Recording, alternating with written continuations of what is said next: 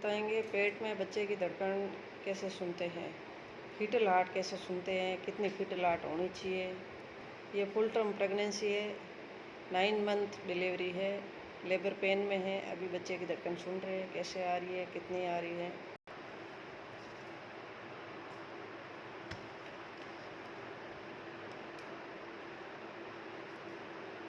तो स्टार्ट करते हैं। ये है फीटल मॉनिटर, बच्चे की धड़कन सुनने की मशीन।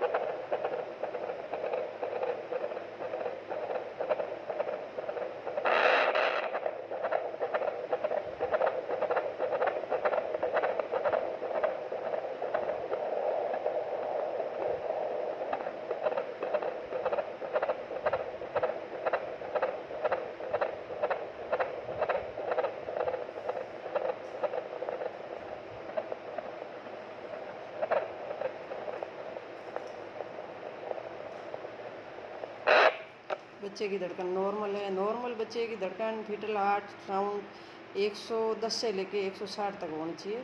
110 से कम नहीं होनी चाहिए, 160 से ऊपर नहीं होनी चाहिए। ज़्यादा ऊपर नीचे हो तो इसको अपन फीटल डिस्ट्रेस कहते हैं। तो अपन को थोड़ा बहुत कुछ डिसीजन लेना चाहिए उस टाइम।